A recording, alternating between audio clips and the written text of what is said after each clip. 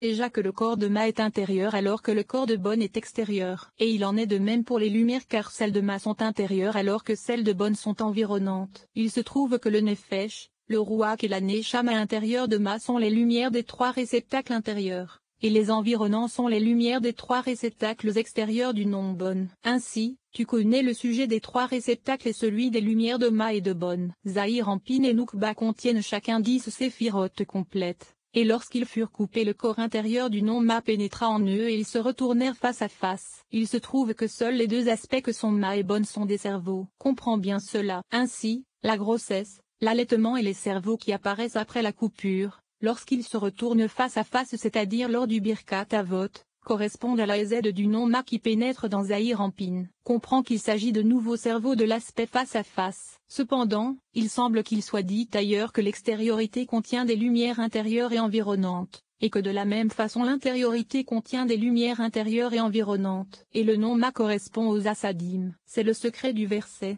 Et Z arriva et ses ailes se séparèrent. Ainsi, nous savons que le nom Bon c'est Géboura et l'arrière. Grâce à cela tu comprendras que l'extériorité qui se divise en trois réceptacles est le principe appelé corps. Et dans chacun de ces aspects se trouvent des cerveaux comme cela a été indiqué, et ils se revêtent des trois aspects des Neza, Od et Yesod de l'extériorité d'Ima, c'est-à-dire de Tebuna. Et il en est de façon similaire pour les trois aspects de l'intériorité. Or leurs cerveaux pénétrèrent après s'être également revêtus des trois aspects de l'intériorité des Neza, Od et Yesod d'Ima. Les trois aspects de l'intériorité se retrouvant à l'intérieur des trois aspects de l'extériorité, et l'extériorité étant appelée corps alors que l'intériorité est appelée voix. Or tu sais déjà que les anges furent créés à partir des voix qui sortirent de la bouche de Zahir Ampin, ce qui correspond à l'accouplement des baisers de Rouach à Rouach, c'est-à-dire de l'intériorité de Zahir Ampin qui est appelée voix, et l'intériorité de Noukba est appelée parole. Comprends cela. Et lorsqu'elle ne possède que l'extériorité c'est-à-dire lorsqu'elle se tient dos à dos, elle est appelée colombe du silence. Ainsi, tu sais d'où proviennent la voix et la parole de l'homme c'est-à-dire du corps intérieur duquel se revêtent le Nefesh, le Rouach et la Neshama. Et lorsque l'homme meurt et que le corps intérieur disparaît avec le Nefesh, le Rouach et la Neshama, le corps extérieur reste silencieux. Sache également que lors de l'élévation de Zahir Ampin par le secret des eaux féminines, son intériorité s'élève avec les cerveaux de l'extériorité car tout ceci est une addition. La raison en est qu'il est nécessaire pour l'aspect des eaux féminines que s'élèvent également les trois premières et non les 6 extrémités comme cela a été indiqué ailleurs. Or les trois premières de l'extériorité sont également appelées cerveaux. Et le tout s'élève par le secret des eaux féminines. Les trois premières de l'extériorité et la totalité de l'intériorité. Et lorsqu'elles redescendent, ce sont d'abord les trois premières de l'extériorité revêtues de l'aspect de l'intériorité des Neza, Od et Yesod Ima qui pénètrent en premier. Puis les trois aspects de l'intériorité de Zahir Ampin descendent revêtus des trois aspects de l'intériorité des Neza, Od et Yesod Ima. Sache que lorsque nous disons que Zahir Ampin s'élève dans l'extériorité des Neza, Od et Yesod Ima cela ne se fait pas en une seule fois, car au début nous avons la grossesse dans l'aspect de l'extériorité, puis l'allaitement dans l'aspect intermédiaire, et enfin la croissance dans l'aspect de l'intériorité. Il se trouve que les trois aspects de l'intériorité des trois premières de Zahir Ampin revêtent les trois aspects de l'extériorité des trois inférieures des Neza, Od et Yesod Ima. Puis ils s'élèvent à nouveau et les trois aspects de l'intériorité des trois premières de Zahir Ampin revêtent les trois aspects de l'intériorité des Neza, Od et Yesod Ima, et ceci par l'intermédiaire des trois aspects de la grossesse, de l'allaitement et de la croissance. Et les trois aspects de l'extériorité des Neza, Od et Yesod Ima descendent pour revêtir les trois aspects de l'extériorité des trois centrales de Zahir Ampin. Il en est ainsi de toute élévation. Il se trouve que l'élévation des trois premières de Zahir Ampin dans les trois inférieures d'Ima ne se produit pas en une seule fois car il faut une grossesse, un allaitement et des cerveaux à l'extériorité, mais également une grossesse, un allaitement et des cerveaux à l'intériorité. Et il en est ainsi de toute élévation se produisant dans tous les parsoufim. À partir de maintenant ne sois plus surpris si les prières ont été fixées avec une grande longueur, car il faut en passer par de nombreux aspects pour que les trois premières s'élèvent dans les trois dernières de ce qui se trouve au-dessus. Et il en est ainsi pour chaque aspect. 7e enseignement. Voici des enseignements sur les particularités de tous les mondes. Et il constitue le dernier chapitre sur l'extériorité et l'intériorité. Nous allons parler du dos à dos et du face à face. Sache qu'au début, lors de la grossesse Zahir Ampin n'avait que le Nefesh en lui,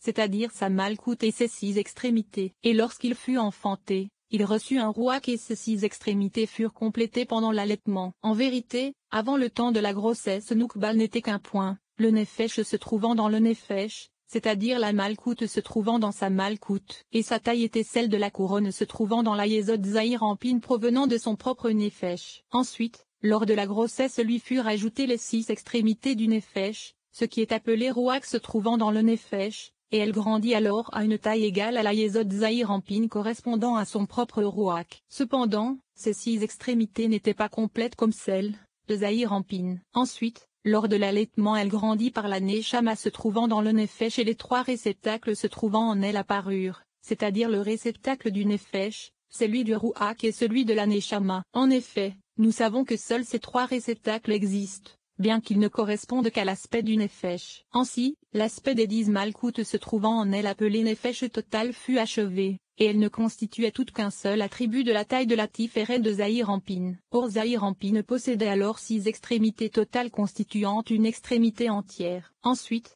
Zahir Anpin grandit vers 10 séphirotes complètes, et il reçut une Neshama, et elle grandit alors par l'aspect du Rouach en une seule fois car cet attribut de 10 malkoutes devint 10 séphirotes comme nous l'avons appris à propos de la permutation à Atbash. Or il se trouvait alors dos à dos, et elle ne possédait que le Nefesh et le Rouach puisqu'elle n'arrivait qu'au niveau de son torse, à lui, et que c'est là que se trouve l'aspect du Rouach. En effet, à partir du torse c'est la Yesod Bina appelée Neshama qui se tenait là comme nous le savons. De plus, elle ne prit rien de Bina elle-même mais uniquement de Zahir Anpin appelé Rouach. Or elle se trouvait au-dessous du torse comme cela était indiqué car dans Zahir Anpin lui-même il n'y avait que le Rouach. C'est pourquoi seul son Rouach arriva jusqu'à elle, car sa Neshama avait été donnée à la malkoute de Zahir Anpin, à côté du bon se trouvant en lui, comme cela était indiqué. Ensuite les cerveaux sortirent et furent donnés à Noukba, et tout son dos grandit alors car elle avait déjà une Neshama tout comme lui. Sache et comprends bien que tout l'aspect de la malkoute de Zahir Anpin qui correspond à son bon comme cela était indiqué ailleurs est semblable à la Bina supérieure,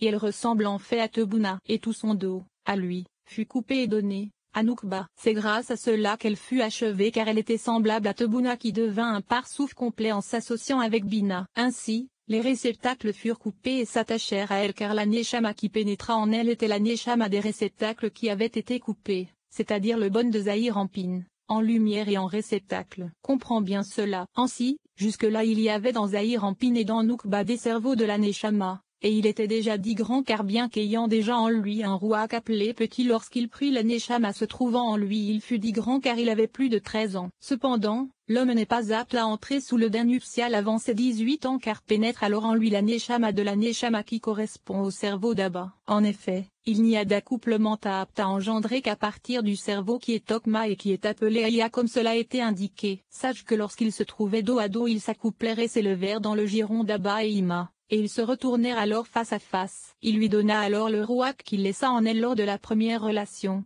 et c'est l'aspect de la goutte de l'accouplement total avec les assadim du Nefesh, du Rouach et de la Neshama provenant de Bon, de Ma et de Sag, Avava soit la valeur numérique de Gebura. Car chacun d'eux n'est pas précisément mais l'association de Sag avec ses 10 lettres, Ma avec 26. Et le ribua du tétragramme de Bon qui donna Av de Bon. Et lorsque pénétrèrent les cerveaux de la Haya correspondant à la Bina d'Abba apte à engendrer, ils purent même lors de leur accouplement en bas à leur emplacement se retourner face à face comme nous le savons. Et lors de cet accouplement complet il lui donna alors une goutte de Hasadim d'Av en indition c'est-à-dire du véritable Av, car elle avait déjà pris les Geburoth d'Avras à Zahir Anpin et Ima face à face. Cependant il ne s'agissait pas d'un accouplement total. Ce fut alors par un accouplement complet qui lui donna les assadim d'Av et il s'agit d'une Neshama véritable et d'un accouplement complet. Cependant, les 216 du dos à dos sont désignés comme accouplement incomplet car il ne servit qu'à en faire un réceptacle. Il se trouve que ces 216 correspondent au Rouach qu'il laissa en elle c'est-à-dire aux assadim masculines provenant des aspects du Nefesh, du Rouach et de la Neshama. Cependant, la goutte de Eya ne resta pas en elle car elle était une force totalement masculine. C'est pourquoi les 216 correspondent à Benjamin, le fils de la droite,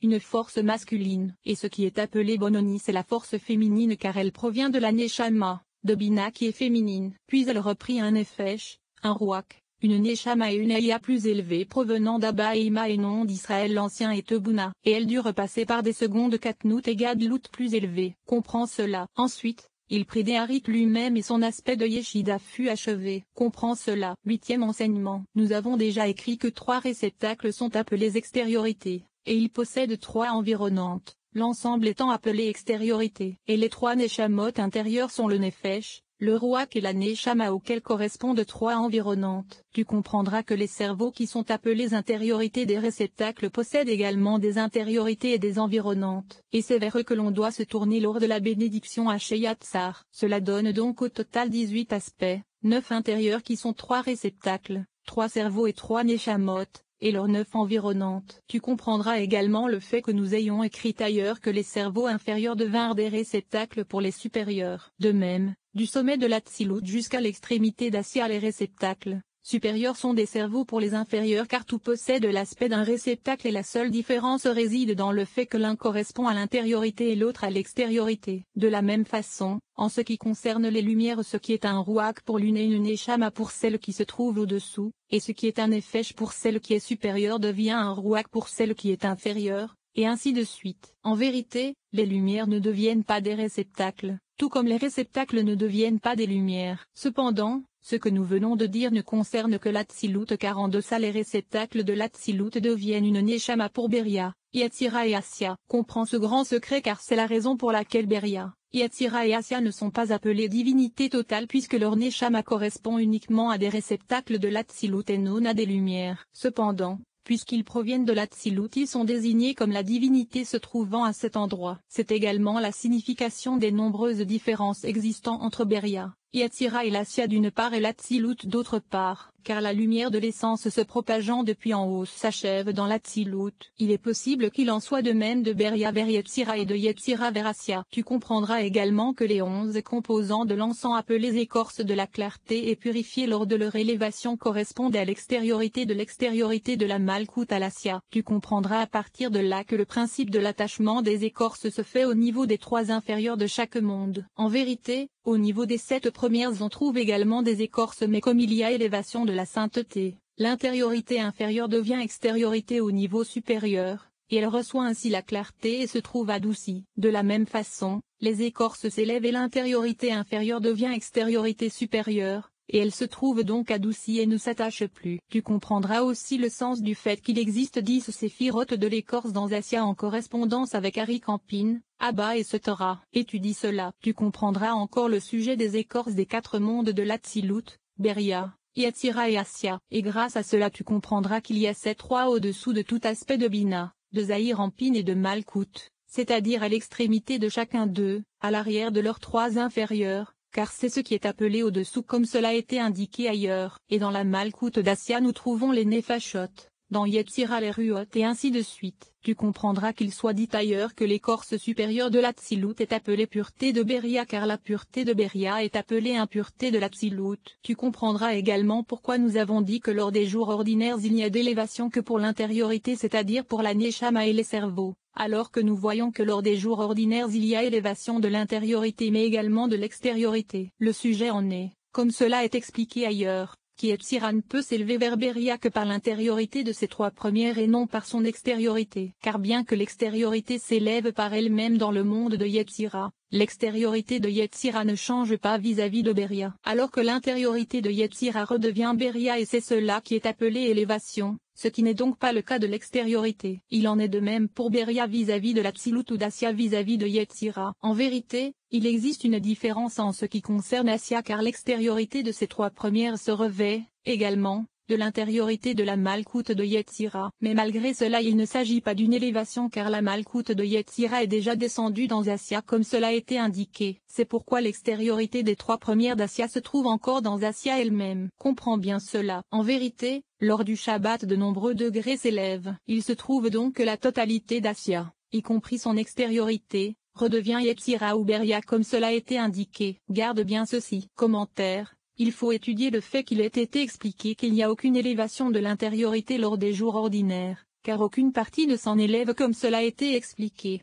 Tu comprendras également que puisque toute l'extériorité supérieure descendit pour devenir des cerveaux dans ce qui est inférieur, c'est-à-dire son intériorité, lorsqu'elle s'élève à nouveau lors des jours ordinaires elle redevient ainsi ce qu'elle était au début. Il se trouve qu'il n'y a aucune élévation de l'extériorité du monde car aucune partie ne s'en élève, sauf ce qui provient de ce qui était supérieur. Mais ceci n'est pas le cas lors du Shabbat. En vérité, tu dois savoir ce qui a été dit à propos du secret du Kaddish, c'est-à-dire que la totalité d'Assia s'élève dans Yetzira, tout comme la totalité de Yetzira s'élève dans Beria. Cependant, À partir de ce qui a été dit, il me semble que seule l'intériorité